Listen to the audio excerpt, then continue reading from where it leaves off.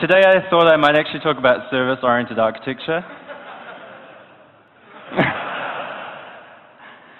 Hi, so some of you may not recognize me without my vanity sunglasses, which unfortunately I forgot to bring, but I'm Philip Arndt, and sometimes affectionately referred to on the internet as P. Arndt, or apparently just Pant.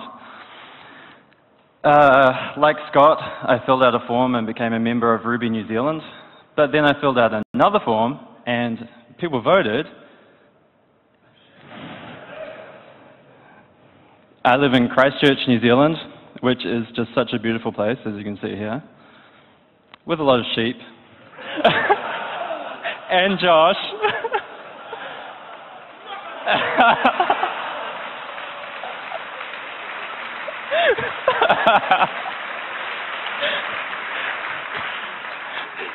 I've been waiting about a day to do that, so that's very rewarding.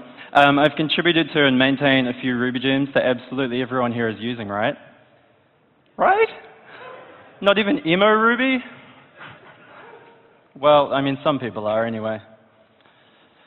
So today I'd like to broach the topic of succeeding with open source. So what is success?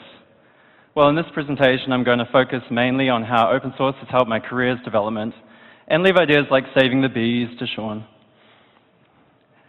So once upon a time in a land far, far away, New Zealand, there existed a group of well-dressed Rubyists, well, at least on suit-up day. The rest of the time we pretty much just looked like this. I was working with a company called Resolve Digital, which was my first job with Ruby. We mainly built websites for clients. We liked programming, but not really manually updating anybody's content, or having much to do with anybody's content. So, of course, we used an in-house, built ourselves content management system for all of our sites. This is that CMS, which was called mTools, from Website Builder around 2008. It was surprisingly difficult to find a screenshot of it, but luckily Dave came through and got me one. So the problems with mTools was that it was hard to maintain. Bug fixes were really hard to share with other mTools sites, because to reuse it, we actually just cloned the repository again off GitHub, and we wrote the app directly on top of it. Who hasn't done that? We almost replaced it with Radiant CMS, which was in its early days back around then, but we found that it was just a little bit too complicated for our users, and they were much more easily allowed to break their site with it by just putting a tag in the wrong place. So what I'm getting at really is that mTools wasn't perfect by any stretch, but I thought that its heart was in the right place. It just needed a little love to be something great. But what happened next may shock you. mTools became Refinery CMS, which totally, come on, everyone's used, right? Crickets. But it's now the most popular open source CMS for Ruby by a pretty good margin. So you might be wondering, well, why would we open source a valuable company asset? Wouldn't all of our competitors just take it and then build sites but undercut us with our technology? And open source is free, right? So it can't be at all about the money. And with mTools, it certainly didn't start out that way. We just thought it was kind of cool and we wanted to share it with other people. We thought maybe we'd get some value back. But we soon found out that our clients actually really liked being sold a stable platform. They really liked apparently popular platforms. And unfortunately in our society, money is pretty important. And so these days, whether to produce or use open source is often a very financial decision. And as the internet has made the world feel much, much smaller, it's important to do good work and to sell quality software to our clients. But what we found is that some people will want to use your work that you've put out there for free, but then others will just want to hire you based on your work. And so in Refinery's case, by open sourcing it, we saw three main benefits. First of all, it showed off our work to prospective clients that we couldn't reach just by simple marketing alone. It also proved that we're experts in creating user-friendly systems. And we placed the company's logo on the project's website, which drove lots of traffic, generating lots of new clients. Other companies made websites for their customers using Refinery, and they'd fix many of the bugs that we had, somehow gotten in there. Don't know how, but that, happens. And that was free benefit provided to us, and it's free benefit for our clients.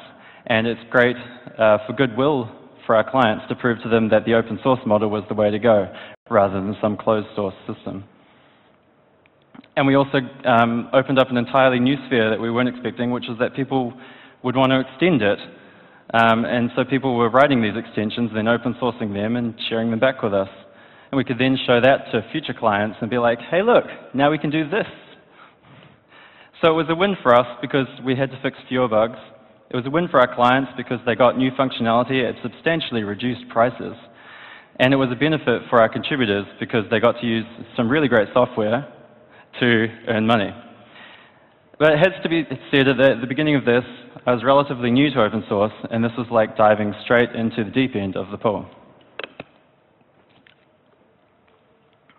So what have I learned throughout this? Oh, sorry, who's that guy? Let me fix that up for you real quick.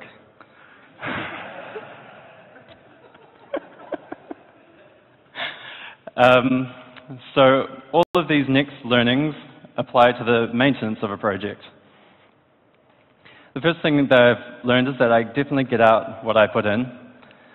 This applies to dealing with both contributors and maintainers that I found, but this is mainly the maintenance one. I found that if I didn't put enough investment into people that are contributing, then it's not very likely that they're going to contribute again. And that's something that I want to happen because I don't want to do all the work. I learned that I have to take contributions seriously and help those that want to contribute. And this means that when they submit a feature or a patch, the first thing that I do is not close it and say, won't fix or won't merge or something like that, which may feel familiar from some other larger projects, which we won't talk about. And this is, I think, key because contributors have had to get over a ridiculously large barrier to actually contribute their patches back to you.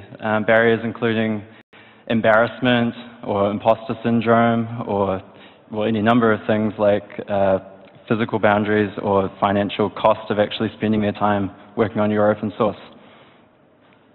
The next thing I learned is that when I write perfect software, when somebody sends me a patch to fix something which is broken, that can make me really upset. But the contributor, probably didn't want to offend me. And so the one thing I've learned is that assuming that people are good people is pretty much critical in open source, given the many physical and cultural boundaries that exist. I have to assume that they're actually helping me rather than trying to slant me in some ridiculous way. And this ties back to the best advice I've heard on this by Jason Fried from Basecamp, which is basically just to give it 5 minutes. And what this boils down to is don't reply straight away. Step back, maybe close the laptop, just walk away for a minute, think about it. What's really going on here? What are they trying to say? Are they trying to offend me with their change, or are they just trying to improve things? It's probably the latter. And so as such, I try not to make put complicated roadblocks in the way of contributors. Try and make it easy for them. If there's some complicated part, I can just do that for them. A lot of barriers are unnecessary hurdles. Git rebase, that's a pretty great example of this. Who's used Git rebase before? Don't we love it when it works the first time? Yeah, exactly. Unfortunately, it almost never does. And so if you've contributed to open source, you've probably seen this before. Maybe from me. I'm sorry. But after years of experience, I like to think that I'm pretty good at doing this by myself.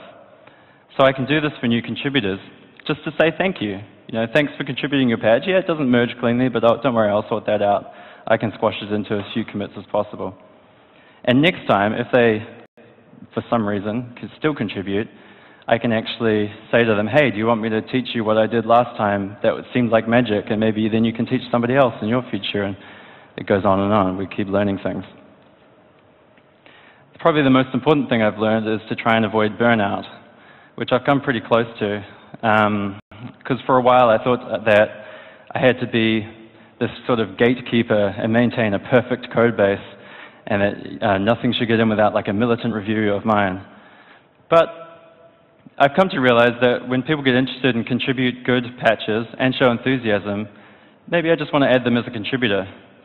Maybe I want to give them commit access to the Git repository. It probably won't combust. Justin Searles had a great talk about this at RubyConf in San Diego in, I think, November, where he went into this stuff in much greater depth. So I won't even try. Just go watch that. I'll even tweet out the link for that later. So this now comes into when I'm the contributor for a project. What have I learned then? So in most cases, I just try and pretend that I'm the maintainer, and I'm submitting the patch back to myself. And so I ask myself, what would I want in this situation? The first thing that I'm probably going to want is tests. And so if I haven't included tests, then it's probably good, sensible for me to include tests in my contribution back to them as well. Just sensible things like that. Unfortunately, a lot of pull requests won't get merged, no matter how much time we spend on them, or the grandeur factors of the world. And so before doing major changes, I've learned the hard way to ask whether it's even wanted in the first place. One really, really good example of this is when I read the Rails contribution guide, and I learned that the indentation across the Rails repository was supposed to be formatted in a particular way, and the entire Rails repository wasn't that way. So what do you think I did?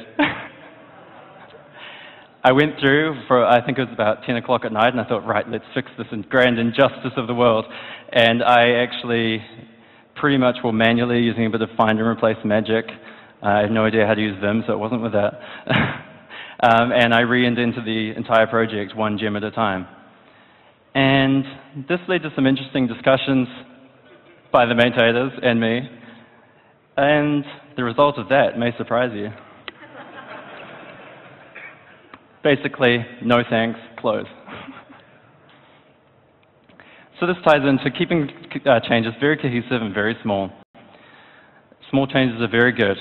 My priority to get something fixed or get my change is to get something fixed or get my change accepted. So keeping them small is probably the best way to do that.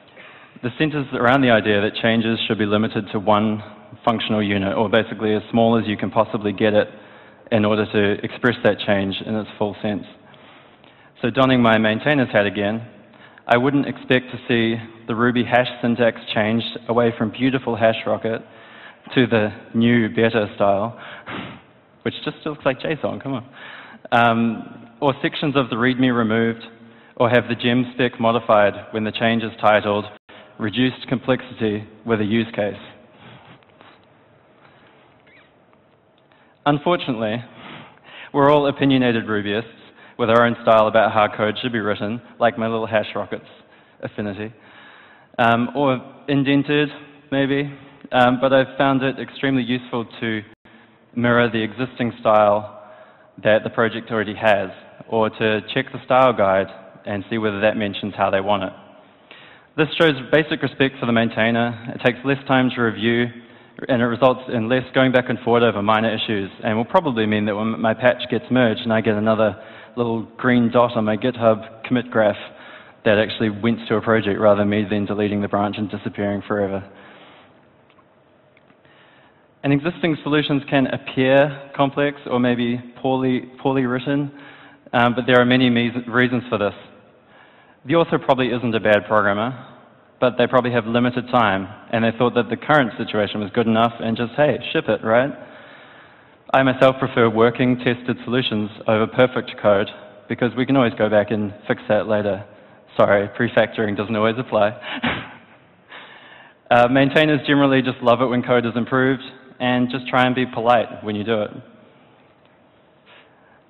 Some ancient wisdom from Voltaire: don't let perfect be the enemy of the good. Proposals that I put in to change something may motivate somebody else to take my crappy code and make it really, really good. So my simple solution is probably just going to be a catalyst, and that's fine. I don't need to get my name associated to every single change on every project. It just gets the discussion started. So how has open source helped my career? So I see my career in two distinct aspects that both have to be going well in order for me to be happy. That is technical success and social success. So how does open source do that for me?